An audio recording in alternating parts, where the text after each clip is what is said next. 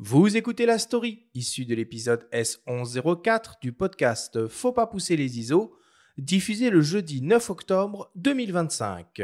La Story vous est présentée cette semaine par Camara, première coopérative de passionnés photo, avec 90 magasins spécialisés photo et vidéo partout en France.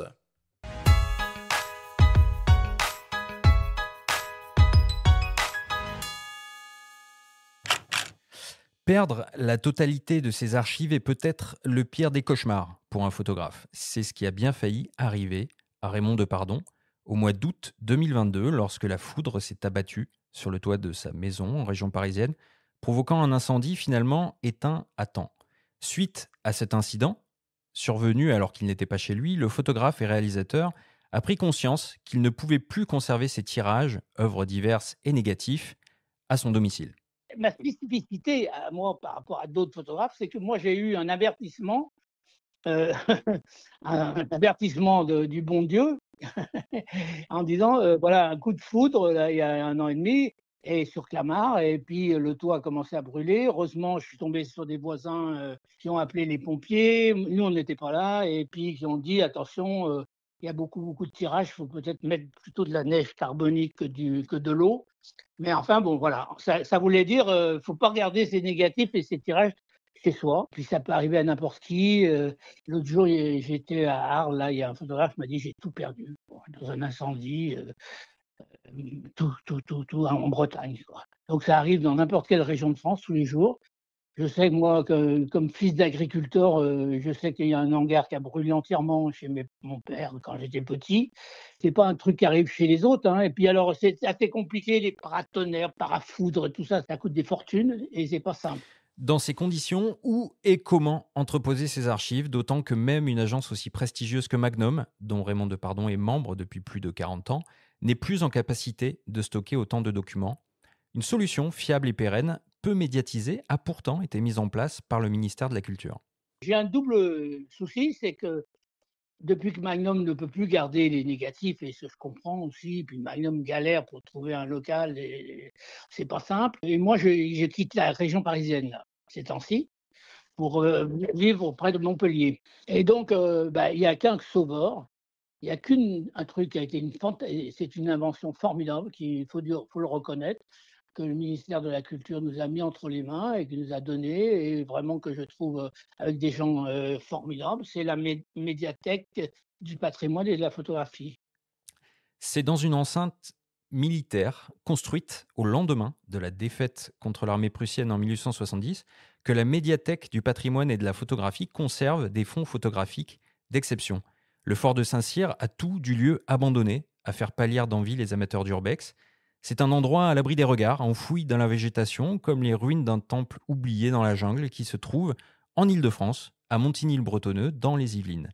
Parmi les nombreux trésors qu'il abrite, il y a les fonds de l'atelier Nadar, des plaques de verre de Cartès, des autochromes de la Première Guerre mondiale, mais aussi les archives de photographes plus contemporains tels Jean Gomy, Marie Dorigny, Marie-Paul Nègre, Pascal Maître, Éric Bouvet et donc Raymond Depardon qui a déposé l'ensemble de ses tirages négatifs, livres et carnets au fort l'été dernier. Il peut toujours y accéder s'il le souhaite, au gré de ses futurs projets. C'est pas simple d'y aller, il y a pas beaucoup de transports en commun, mais enfin, on trouve la solution. On va chercher le négatif et il y a que mon assistante Sarah Fro qui a le droit de sortir les négatifs. Voilà, il y a Magnum n'a pas le droit, personne n'a le droit comme ça. Donc pour les tirages collection ou les expositions ou des formats un peu particuliers, sur demande, effectivement, il faut revenir au négatif, sauf quand on a un scan de bonne qualité, ce qui arrive quand même assez souvent quand même aussi quand même, parce que de plus en plus on est quand même, on a des bons scans, mais enfin bon, les scans, c'est encore un autre un autre problème. Ils sont pas toujours très bons et voilà. Moi, je trouve qu'on est toujours il faut toujours un peu les chercher dans le passé pour avancer dans le futur, quoi, en photo. C'est toujours ça, quoi. On est toujours en train de regarder, Walker Evans, tous ces photographes pour pouvoir avancer, pour aller plus loin, quoi, voilà. Donc d'où l'importance des archives. Ces archives sécurisées, Raymond Depardon n'a pas arrêté de photographier pour autant. Quand on lui pose la question du passage au numérique, il manie l'autodérision. Il y a quelqu'un qui demandait à Claudine: «Mais Raymond, il a abordé le numérique?» Alors comme Claudine nous garait de Montpellier, bien sûr, Claudine fait un grand ou comme ça. Et vous savez, faut aller doucement avec lui, il va doucement parce qu'il prend son temps. Il arrive seulement à la couleur.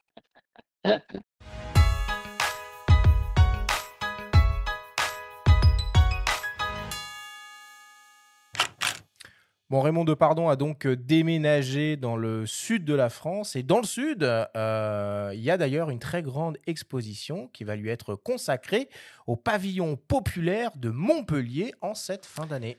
Oui, tout à fait. L'exposition intitulée Extrême Hôtel, elle sera consacrée justement à son travail en couleur. Lui, qui rappelle les paroles de sa femme, on l'a entendu, Claudine Nougaret, qui rappelle souvent qu'il est loin du numérique. Ce sera à voir au pavillon populaire de Montpellier, qui ouvre à nouveau ses portes après de longs mois de travaux à partir du 3 décembre jusqu'au 12 avril 2026. Et puis par ailleurs, si vous voulez en savoir un petit peu plus sur le fort de Saint-Cyr et la mission d'archivage de la médiathèque du patrimoine et de la photographie, je vous invite à lire un reportage commis par votre serviteur dans le numéro de Réponse Photo daté de novembre qui paraît cette semaine, avec de nombreux témoignages de photographes et celui de Mathieu Rivalin, qui est le chef du département de la photographie de la MPP. Bon, l'archivage photographique argentique, c'est une chose. L'archivage photographique numérique, c'en est une autre.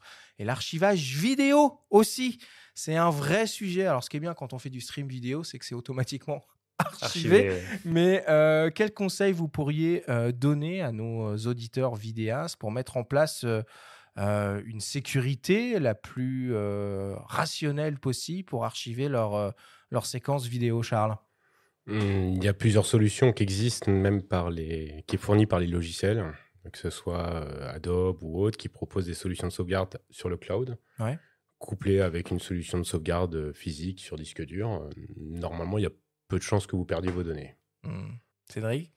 Oui, non, c'est vrai que habituellement, on conseille plutôt l'enregistrement, la duplication des enregistrements sur disque dur. Maintenant, il y a plein de solutions qui permettent d'enregistrer sur des SSD externes, sur un serveur en fait chez soi, qui permet justement le sauvegarde de ces vidéos. Après, c'est vrai qu'en cas de départ d'incendie ou quoi que ce soit, c'est vrai qu'il vaut mieux avoir une sécurité et le cloud, en effet, est une solution hyper intéressante. Le cloud ou le doublage du stockage physique à un autre endroit. À un autre endroit, Qui est évidemment. quand même une précaution qui peut être aussi faite. Il y a pas mal de photographes qui le mettent dans des banques aussi, enfin dans des coffres, tout simplement.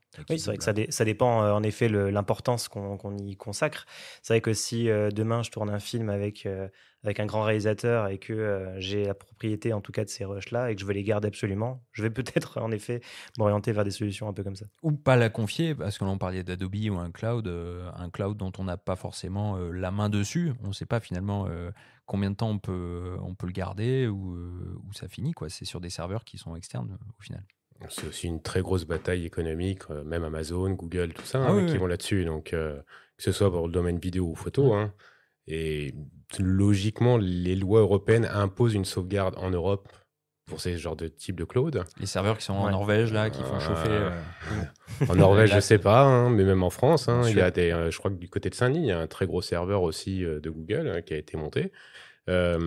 Après, rien ne vaut un stockage purement physique, disque dur, où on a des solutions maintenant même de transmission sur un serveur externe en direct des données, même pour la photo.